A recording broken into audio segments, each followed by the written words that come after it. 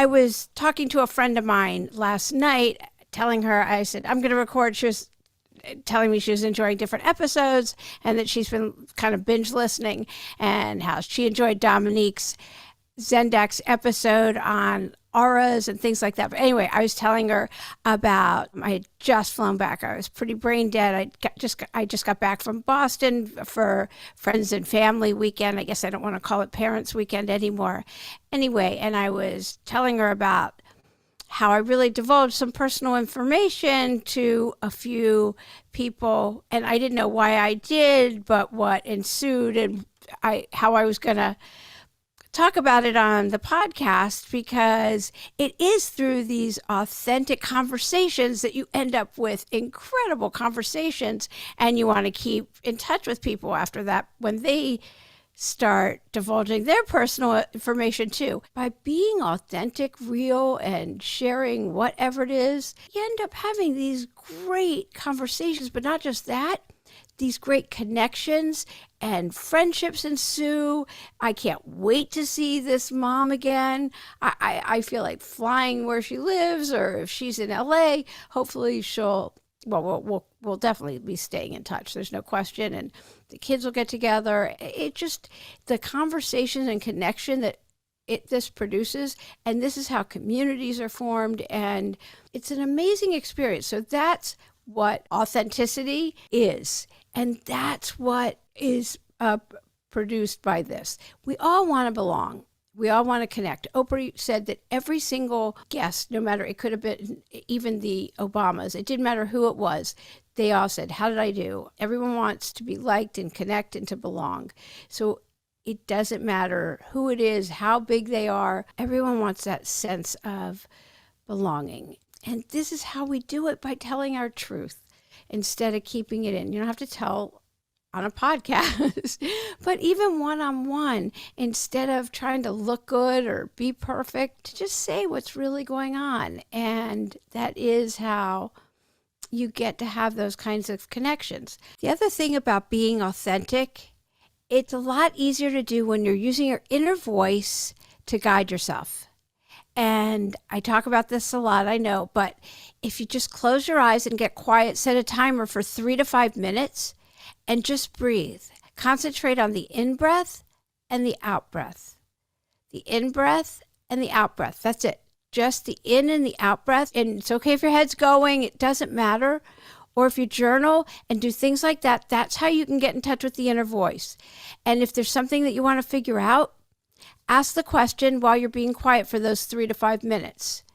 Just ask yourself a question inside in your head and then wait for an answer.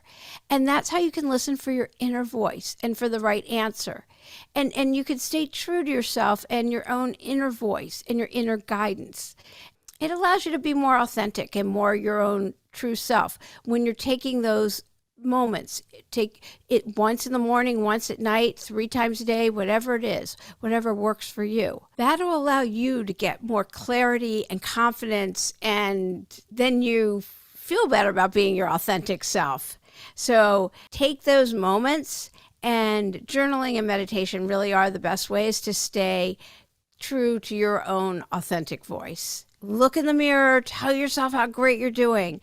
And it all passes. Everything passes. This is all the more reason to let somebody know how you're doing, to share authentically with somebody else. When I was really in my dark night of the soul, I made sure my best friend knew where I was. And I got outside and I just put one foot in front of another. And I love Amanda's episode where she talks about just get up and do the dishes. Just little simple things, but talk about it. Let people know where you're at, because it passes. Everything passes. And that whole FOMO and everybody else has it better, it's not true. It just isn't. I was in that room looking at all these other people, and they don't. I found out one more time. People used to say to me, I would joke with I say joke, but my friend Jill, whose husband committed suicide, And people would say to her, "Oh, you're doing so amazing," because she was going to work. She has 2 kids. And I would look at her and I said, like, we have a choice. I mean, here I was raising 2 kids also. There's no choice. You have to go to work every day. She had to show up. And I totally got it. The kids went to therapy. She went to therapy. Everybody, I mean, here we are. I don't know. I mean, I guess we're 5 years later. I can't remember how long it is since Jonathan took his life. But and look, she's written op-eds in the New York Times. I understand that this is a mental illness, but there's no choice. So you have to keep going. You have to show up. Everybody doesn't have to have that dramatic a story, but everybody has something. And you get through it. You just do. And everyone gets through things in their own timeline. Everyone has their own path. And it's just very true that everyone has their own path. So that whole uncomfortable in your skin and I don't like myself today or whatever it is, if you really pay attention and are mindful, that feeling doesn't last the whole day. It's parts of the day. Maybe for 15 minutes you feel like that. And then you're okay if you pay attention and you're mindful. So look for the good. Look for the parts that are really working in your life, because whatever you focus on grows. It really is true. And you're really doing great. Everyone's doing great. Everyone has a unique handprint. You are put on this earth for a reason.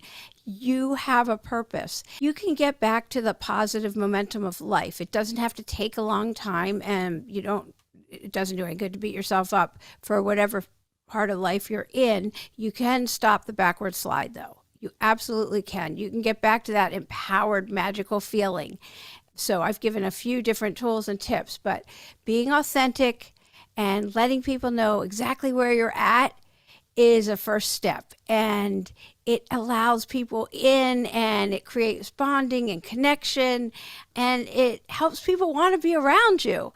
So at least that's definitely been my experience so far. And it just happened again this weekend. It happened again last night when I was talking to Jocelyn. Like, I can't wait to call her up again. I can't wait to talk to this mom again that I just met. You get to feel grateful and confident, fulfilled, happy, back in the magic of life. So if that's not enough of a reason to want to be your authentic self, I don't know what is. So remember, focus on the good, stay in touch with your true authentic self, and try to take those 3 to 5 minutes to pause. God is in the pause. Whatever you want to call God, it could just be the energy of life. It's one syllable, so it's easier for me to just use the term God. But whatever, if you've got negative connotations with it, hopefully that doesn't put you off.